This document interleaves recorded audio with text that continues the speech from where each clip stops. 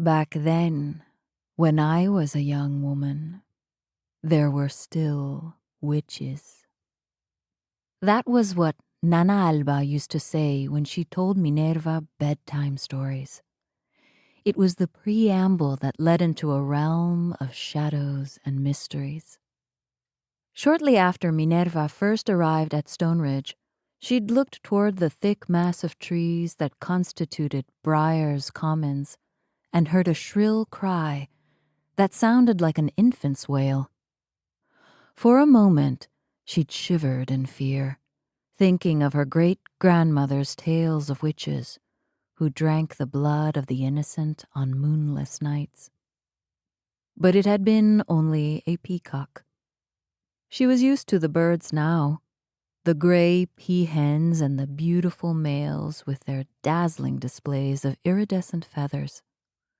They'd sun themselves on the lawn in front of Ledge House, and sometimes they'd even sit on the porch of the old mansion.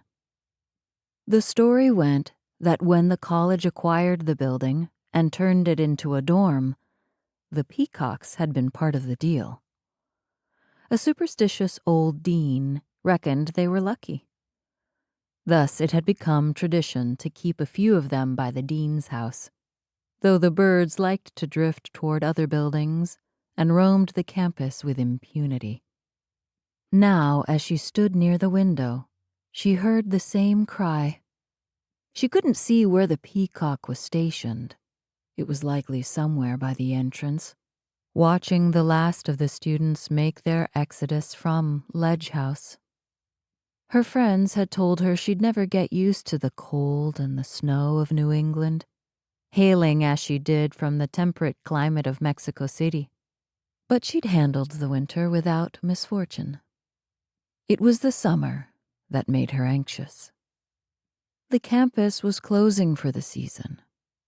Within 24 hours, all the dorms and facilities would stand silent and still, with a few resident directors like herself left to oversee the buildings.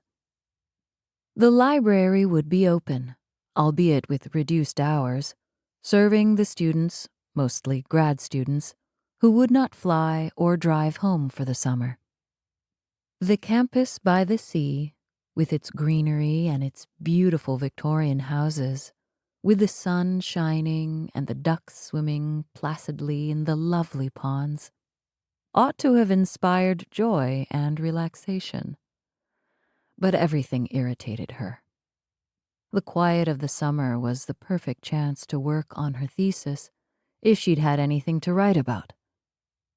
Her progress had stalled. She'd done little in the winter and even less in the spring. Her advisor would expect a certain number of pages come fall. Minerva doubted she'd be able to produce much. Her outline was a jumble of nonsense.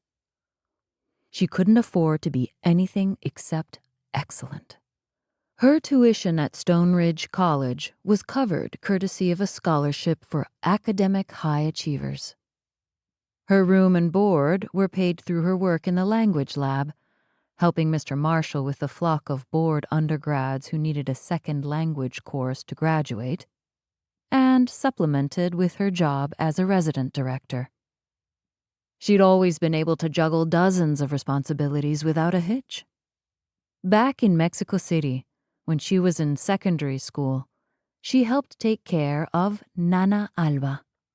She'd come home, peel off her school uniform and change into comfy clothes, make dinner, give the old lady her medications, then complete her homework while keeping an eye on her. Great-grandmother Alba died at the ripe old age of 101, and everyone said a nurse couldn't have done a better job taking care of her.